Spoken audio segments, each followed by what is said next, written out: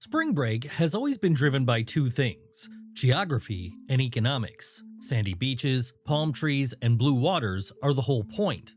Daytona was perfect because it sits on a barrier island. Panama City's beaches are different because they're made of 99% pure silica quartz, microchip fuel.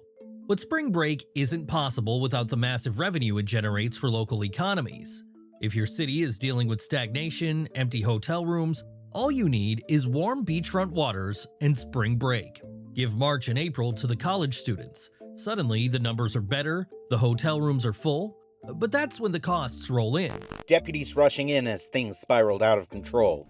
They are already here. Albany State University. Spring break. Spring break. Spring break. Spring break. Spring breakers are swarming South Florida. Videos from last weekend show the chaos. Cities know this beforehand, that residents get fed up. Being a beachfront city in Florida isn't easy.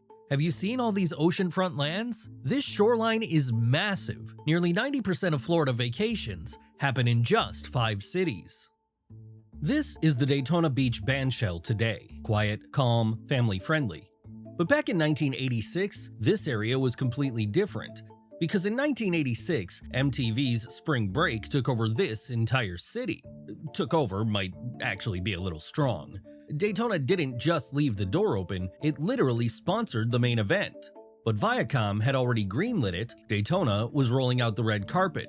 MTV's Spring Break '86 was coming to town, and that alone was kind of surprising. See, Fort Lauderdale kicked Spring Break out after getting swarmed by 350,000 rowdy college students the year prior. But Daytona was thinking about just one thing, 2 words: economic impact. Now, the Daytona back then wasn't the one you know today. NASCAR, beachfront mansions. It was hurting. Tourism was down. Local businesses were hungry. The competition was miles ahead.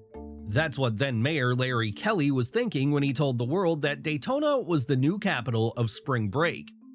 By 1989, Daytona was outright swamped. 400,000 college students were pushing the city of just 58,000 to its limits. Then, just 4 years later, in 1993, the whole thing was over. $1 billion in raw economic revenue in just 8 years, and Daytona couldn't get rid of it fast enough.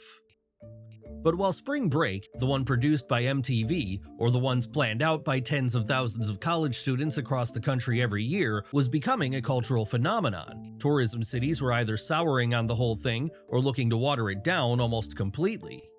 The real story is this breakdown that keeps repeating itself, where geographic wealth, culture, stability, and safety collide. The opportunity is real, the impact is significant, the scale is inevitable, but so is the cost. Before MTV got out of the business of spring break 12 years ago, it bet big on Panama City Beach in 1996. The city was already looking to grow its spring break crowd. The match seemed almost perfect. MTV's Spring Break was a gold rush for the tiny city of just 5,000, with hundreds of thousands of college students instantly transforming the small beachfront community.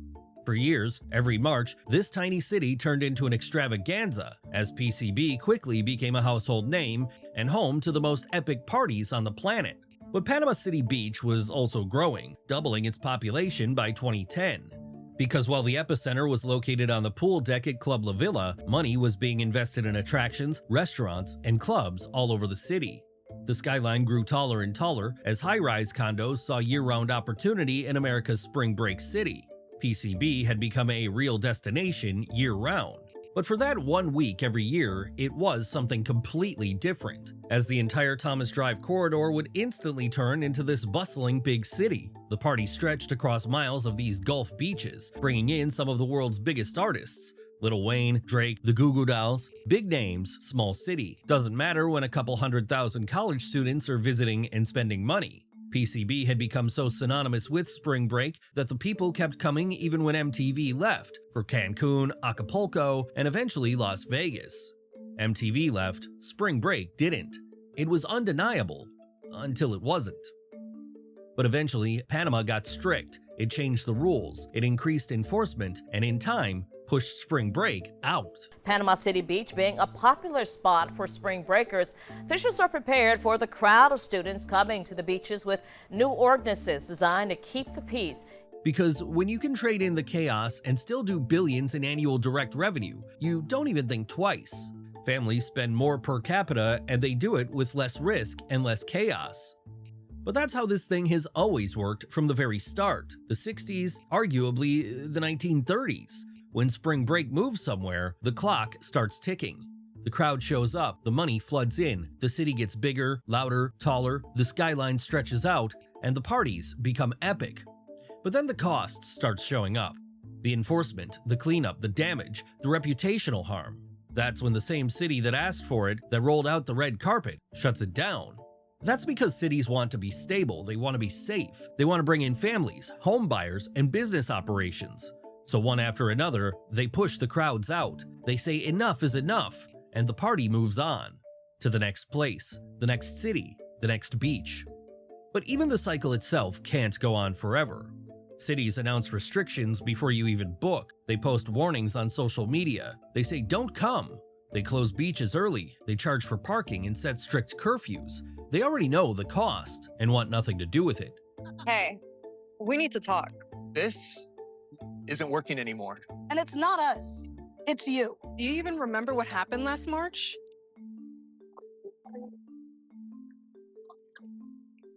That was our breaking point. So college students today don't have a singular place. They don't have a set city. When they do make plans en masse, it becomes a whole different kind of failure. They just show up in places that make no sense, in places that already said no, because spring break doesn't really exist anymore. The ritual kind of exists, the reality just doesn't. It's just videos from the 90s, memories from a decade ago. It's no longer a slice of Americana. No, it's photos from 2012, MTV clips on YouTube, a memory, an archive, nostalgia.